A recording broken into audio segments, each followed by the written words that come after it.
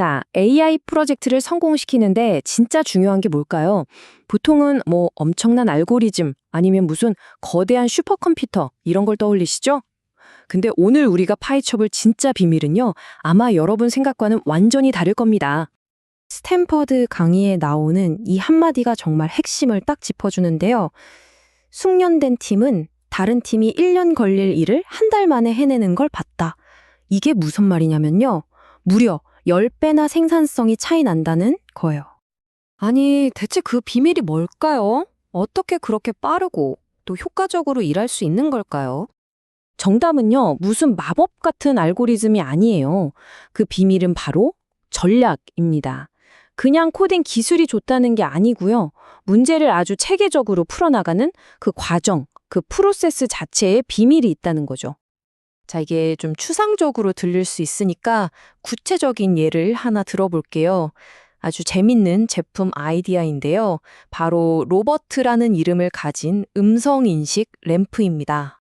한번 상상해 보세요. 뭐 와이파이 연결하고 복잡하게 설정하고 이런 거 하나도 필요 없어요. 그냥 로버트 켜져.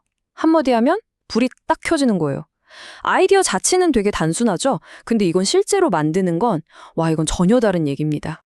자, 여러분이 이 프로젝트의 CTO가 됐다고 한번 쳐볼게요. 이걸 만들어야 해요.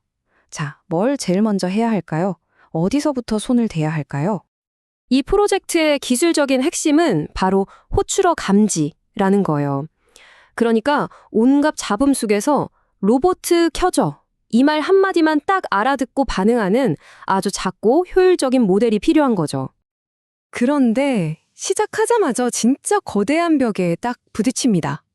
인터넷을 아무리 뒤져봐도 로보트 켜져 라고 말하는 사람들 목소리를 모아둔 데이터셋 같은 건 없는 거예요.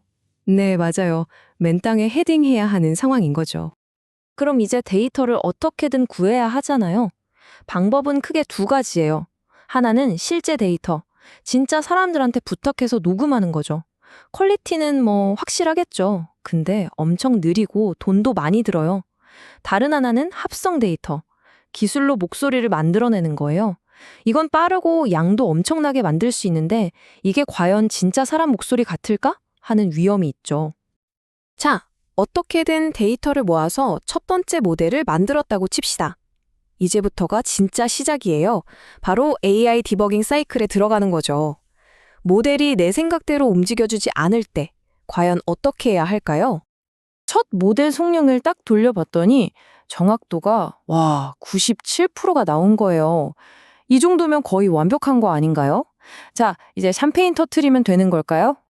그런데 진짜로 로버트 켜져를 알아들은 횟수를 보니까 단 한 번도 없는 거예요. 빵번. 네, 97%라는 숫자는 그냥 완벽한 착시 현상이었던 겁니다. 이게 왜 이런 걸까요?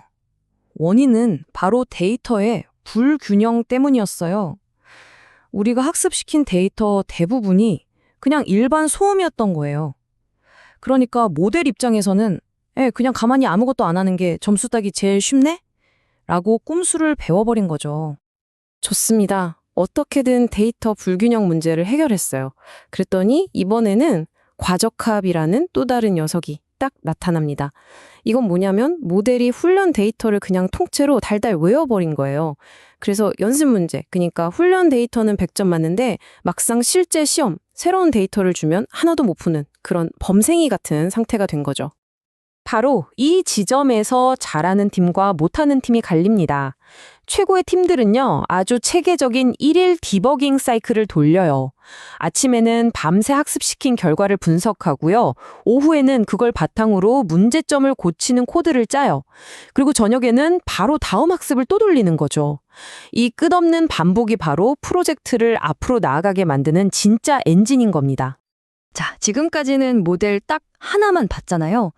근데 실제 AI 시스템은 여러 모델이 막 엮여있는 훨씬 복잡한 경우가 많거든요. 이런 복잡한 시스템에서 문제가 터졌을 때 도대체 어디가 문제인지 그 가장 약한 고리를 어떻게 찾아낼 수 있을까요? 예를 들어서 질문에 답을 해주는 AI 리서처가 있다고 해봅시다. 이건 보통 4단계로 움직여요. 먼저 사용자의 질문에서 검색 키워드를 뽑아내고요. 그걸로 웹 검색을 하죠. 그리고 검색 결과 중에서 제일 쓸만한 페이지를 골라내요. 마지막으로 그 내용을 싹 정리해서 최종 보고서를 쓰는 거예요. 근데 이 시스템이 갑자기 이상한 답을 내놓기 시작했어요. 자, 이 4단계 중에 범인이 누굴까요? 만약에 범인을 잘못 짚으면요? 우리는 완전히 상관없는 곳에다가 몇 주, 심하면 몇 달을 그냥 날려버릴 수도 있는 거예요. 놀랍게도요, 진짜 잘하는 팀들은 이럴 때 무슨 팬시한 자동화 도구를 쓰는 게 아니라 직접 수동 분석을 해요. 진짜 탐정처럼 실패한 케이스들을 하나하나 뜯어보면서 각 단계가 제대로 됐나? 눈으로 확인하는 거예요. 지금 이 표를 한번 보세요. 극망 패턴이 보이지 않나요? 맞아요. 페이지 선택 단계에서 유독 에러가 많죠. 바로 여기가 우리가 집중해야 할 핫스팟인 겁니다. 이게 진짜 중요한 포인트인데요. 이 수동 분석이 좀 지루하고 시간 걸리는 일처럼 보이잖아요. 근데 사실은 이게 시간을 어마어마하게 아껴주는 거예요. 여기서 쓰는 몇 시간이 엉뚱한 데서 헤맬 몇 달을 막아주는 셈이죠. 자, 그럼 이 2가지 사례를 통해서 우리가 발견한 진짜 AI 초능력이라는 건 대체 뭘까요? 결국에요, 이 모든 건 3가지 전략적 기둥으로 정리할 수 있어요. 첫째, 무조건 데이터 우선. 멋진 알고리즘보다 좋은 데이터를 어떻게 모으고 어떻게 관리할지가 훨씬 더 중요하다는 거. 둘째, 내일 반복하기. 빠르게 실패하고 거기서 빠르게 배우는 이 사이클을 습관처럼 만들어야 해요.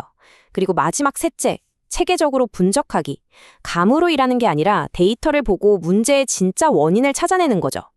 이 모든 이야기를 종합해보면 결국 이런 질문을 던지게 돼요. 어쩌면 AI 시대의 가장 중요한 능력은 코드를 완벽하게 짜는 게 아니라 일이 잘못됐을 때 당황하지 않고 문제의 핵심을 정확히 꿰뚫어보는 그런 전략적인 사고방식이 아닐까요? 여러분은 어떻게 생각하시나요?